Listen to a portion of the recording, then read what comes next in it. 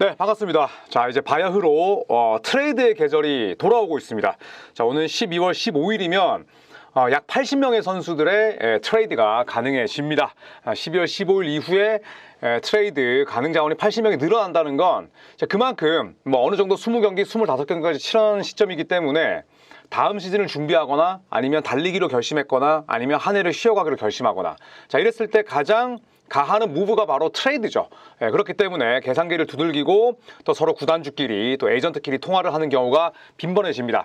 12월 15일부터 그리고 트레이드 마감일인 2월 6일까지 약 한 50일 정도는 정말 트레이드 루머가 보물 터지듯 나올 거예요. 그렇기 때문에 어제도 현지에서 정말 많은 트레이드 관련한 루머들이 나왔습니다. 자, 그래서 그 가운데 바로 1탄 지미 버틀러와 또 마이애미 히트 이야기를 해볼까 합니다. 자, 지미 버틀러는 여러 번 말씀드렸지만 2025년 FA로 풀리게 됩니다. 당연히 무제한 자유계약 선수고요. 일단 마이애미 히트 소속입니다. 그리고 최근 들어서 마이애미 분위기가 상당히 좋습니다.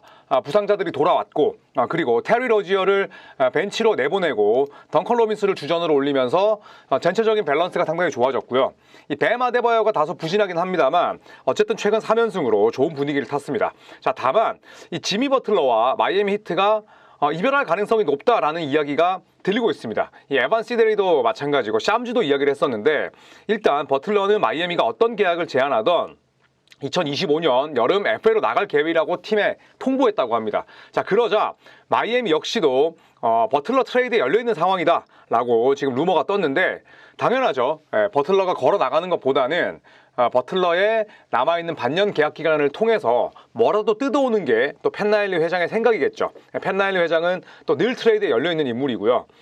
그리고 트레이드 가능성이 불거진 이후에 버틀러는 아무 언급이나 인터뷰 없이 팀 연습시설을 떠났다고 합니다. 자, 그리고 버틀러는 오래전부터 만약에 팀을 옮긴다고 하더라도 컨텐더 팀에서 윈 나우 팀에서 뛰고 싶다라는 의견을 피력한 바가 있죠. 사실 제 생각에는 침소봉대할 필요는 없을 것 같아요. 왜냐하면 이 버틀러가 특히나 홈에서 열리는 마이애미 미디어와의 인터뷰는 굉장히 많이 스킵하는 인물입니다. 그렇게 미디어 프렌들리, 대중 친화적인 그런 선수는 아닙니다. 그렇기 때문에 이 팀이 나를 트레이드 하려고 하네, 기분 더러운데 아이씨 인터뷰 안 해, 이런 느낌은 아니라는 거죠. 자, 어쨌든 마이애미와 버틀러는 팽팽한 긴장감이 있습니다. 그렇죠? 일단 뱀 아데바요와는 연장 계약을 맺었지만 지난 여름에 버틀러와는 연장 계약에 이응자도 나오질 않았었고, 또 팻 라일리 회장이 나불거리지 말고 경기나 뛰어라, 이런 이야기를 팀 내 고참이자 1옵션에게 했다는 것 자체가 일단은 그렇게 좋은 그림은 아니에요. 그리고 버틀러도 내가 정말 절치부심해서 내년에 FA로 풀리겠다라고 여름부터 이야기를 했습니다. 그러니까 마이애미로부터 연장 계약을 제의받지 못한 상태에서부터 이야기를 했기 때문에 저는 마이애미와 버틀러의 동행은 이번 시즌까지고 빠르면 트레이드가 될 가능성이 높다라고 생각을 합니다. 자, 물론 마이애미의 구단주죠. 이 미키 해리슨이 어떤 얘기를 했냐면, 구단주입니다. 샴즈의 보도였잖아요. 샴즈의 보도는 뭐였냐면, 버틀러의 에이전트가 버틀러 트레이드를 시사했습니다. 버틀러 트레이드 가능성이 있는 팀으로 제가 뒤에 언급하겠지만 여러 팀을 지금 언급했고 그 창구를 열어놨다라고 보도했는데, 미키 해리슨은 이거 사실이 아니다, 또 이렇게 이야기를 했었습니다. 자, 그래서 그 가운데 언급되는 팀은 역시나 골든스테이트 워리어스죠. 골든스테이트를 비롯해서 고향과 가까운 댈러스 매버릭스, 그리고 고향팀이나 다름없는 휴스턴 로켓츠, 이 버틀러가 톰볼 출신이거든요. 텍사스 출신입니다. 그래서 휴스턴 로켓츠, 그리고 피닉스 선즈로부터 관심을 받았는데, 피닉스 선즈로 갈 수 있다는 보도를 마이애미 히트의 에이전트는 곧바로 부인했습니다. 그럴 일 없는데 라고 이야기를 했습니다. 또 피닉스 선즈 쪽에서도 버틀러 데려오는 거 불가능이지 이렇게 이야기를 했는데, 일단 피닉스 같은 경우는 세컨드 에이프런을 초과했습니다. 그렇기 때문에 1대1밖에 트레이드가 안 돼요. 버틀러를 데려올 가능성은 0.001%밖에 되지 않는다. 그래서 서로가 부인을 한 상태고요. 일단 버틀러는 골든스테이트가 원하는 플레이메이커이자 득점원 유형의 선수입니다. 골든스테이트 워리어스가 이제 트레이드 창구를 열어놓으면서 또 12월 15일이 가까워지면서 스테픈 커리와 드레먼드 그린을 도울 수 있는 플레이메이커나 혹은 득점형 유형의 득점원 유형의 스타 플레이어를 원한다 라는 루머가 떴거든요. 버틀러가 맞긴 합니다. 버틀러의 몸값, 그 다음에 부상 전력, 그 다음에 버틀러의 나이를 떠나서 일단 유형 자체는 맞아요. 그렇기 때문에 제가 어제도 말씀드렸지만 골든스테이트 워리어스는 줄곧 버틀러와 링크가 돼 있었습니다. 많은 분들께서 억울하다고 말씀하셨지만 아니었고요. 지금 골든스테이트 워리어스는 버틀러에 대해서 엄청난 관심을 가지고 있습니다. 일단 골든스테이트 워리어스와 버틀러의 가능성에 대해서 뭐 말씀을 드리자면 저는 가능성은 그렇게 높지는 않다고 생각을 해요. 제가 골든스테이트 파트에서도 말씀을 드리겠지만 난이도가 너무 높습니다. 자, 일단 골든스테이트는 퍼스트 에이프런 초과했고요. 네, 그리고 캡 룸이 지금 한 뭐 50만 달러 정도밖에 안 돼요. 그러니까 상당히 적은 거죠. 533K니까 53만 3천 달러 정도에 불과합니다. 상당히 빡빡하죠. 자, 그렇기 때문에 사실은 버틀러를 데려오기 위해서는 다대다 트레이드가 되거나 3대3, 4대4 이상의 엄청나게 많은 선수들을 오가는 그런 빅딜이 되거나 아니면 제3의 팀을 끌어들여야 돼요. 상당히 쉽지 않죠. 그렇기 때문에 저는 난이도가 아주 높다고 생각을 하고 그리고 14명의 로스터를 채워야 됩니다. 각 팀들은. 그렇기 때문에 만약에 1대 다로 트레이드를 한다고 해도 상당히 적은 하드캡 룸으로 나머지를 채워야 된다는 거죠. 쉽지 않다는 겁니다. 그러면 당연히 어떻게 될까요? 뎁스가 줄어들죠. 나머지 뭐 끄트머리의 2~3명은 의미 없는 로스터가 돼버립니다. 그래서 굉장히 쉽지 않죠. 또 마이애미도 퍼스트 에이프런 초과 팀이기 때문에 이 셀러리 매칭이 100% 이하만 가능해요. 그래서 이 100%를 넘는 그런 샐러리를 받아줄 수 있는 제3의 팀이 필요합니다. 그러니까 상당히 복잡해지는 거예요. 그렇기 때문에 버틀러가 골든스테이트 유니폼을 입을 가능성이 없지는 않지만 난이도가 높다. 과정이 복잡하다. 이 정도로만 뭐 이해해 주시면 될 것 같습니다. 자, 그리고 휴스턴 로켓츠입니다. 휴스턴 로켓츠와도 줄곧 링크는 돼 있습니다. 그래서 마이애미는 지미 버틀러의 오퍼를 듣는데 열려 있고 그리고 그 가운데 하나가 바로 휴스턴 로켓츠다라는 보도가 나왔습니다. 일단 휴스턴은 버틀러의 고향과 가깝습니다. 그렇기 때문에 직접적인 연관이 있고 또 휴스턴은 리빌딩에서 급격하게 윈나우 팀으로 바뀌었고 올 시즌 성적도 좋기 때문에 버틀러가 상당히 매력 있는 매물이면 분명하죠. 자, 하지만 휴스턴은 현 시점에서는 그 어떤 딜에도 무관심하다. 왜냐? 성적이 좋거든요. 지금 휴스턴 로켓츠가 오늘 기준으로 16승 8패 서부 컨퍼런스 3위입니다. 대단히 좋은 성적이죠. 자, 그렇기 때문에 이 라파엘 스톤 단장이 어떤 얘기를 했냐면 현재 로스에 만족하고 팀을 갈아엎을 계획이 없다. 만약에 그런 빅딜이 일어난다면 그건 충격일 것이다. 가능성이 일축한 겁니다. 트레이드 가능성은 없을 것이다. 물론 네, 저희는 트레이드를 할 거고요. 로스를 업그레이드 할 것이다.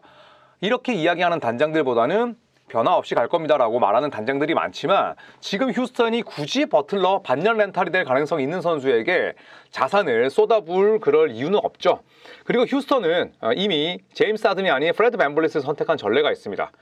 제임스 하든이 휴스턴 로켓츠로 컴백하고 싶다는 의견을 간접적으로 피력했을 때 휴스턴 구단주나 틸만 퍼티타나 라파엘 스톤 단장은 하든에게 뭐 눈길을 주지 않았죠. 대신에 프레드 밴블릿과 또 딜런 브룩스를 그해 영입했습니다. 또 젤런 그린을 키우고자 했기 때문에 뭐 애매한 그런 노장들, 나이 든 노장들을 데려오는 데는 현재까지 딱히 관심은 없다. 이렇게 볼 수 있죠. 자, 다만 혹시나 가능한 시나리오를 제가 트레이드 머신을 통해서 돌려봤습니다. 지미 버틀러가 49밀을 받아요. 그런데 휴스턴이 갑자기 우리는 버틀러처럼 승리 DNA가 필요한 그런 베테랑을 영입해야겠어. 반년 렌탈 상관없어. 올해 승부수 띄우자. 버틀러 반년이면 우리가 싸게 막을 수 있어.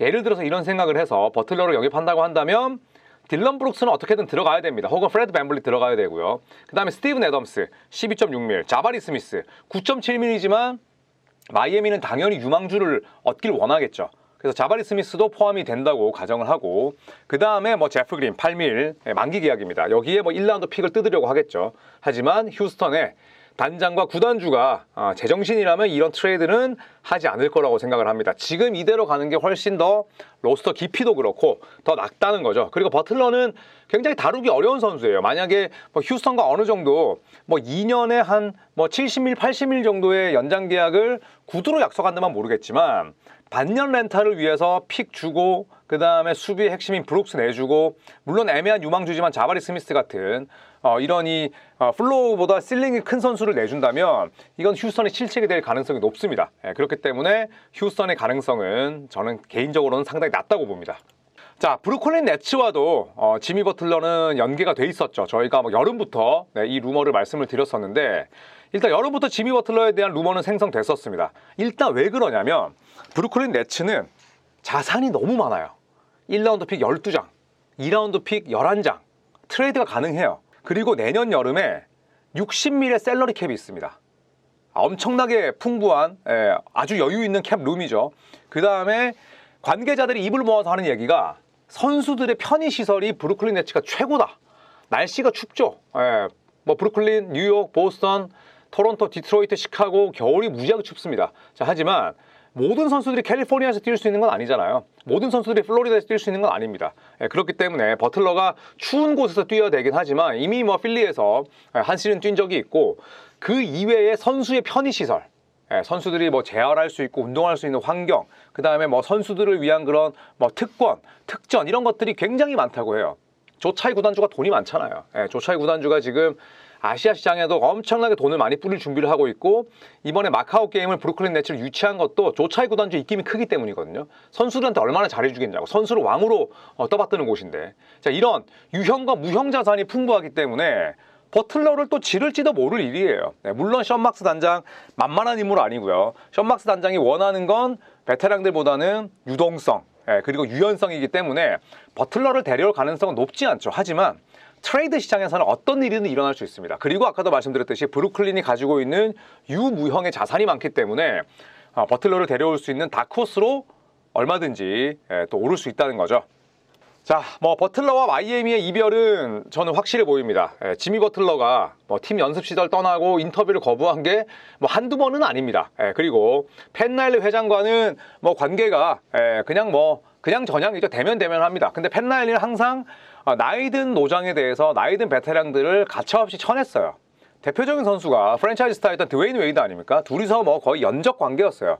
웨이드가 다시 마이애미로 컴백하기로 결정하면서 펜라일리 회장이 사과 메시지를 보냈지 사실 그 전에는 르브론 제임스와도 관계가 별로 안 좋아요. 지금까지도 좋지 않습니다. 그래서 펜라일리 회장이 워낙 강성이고 버틀러도 마찬가지죠.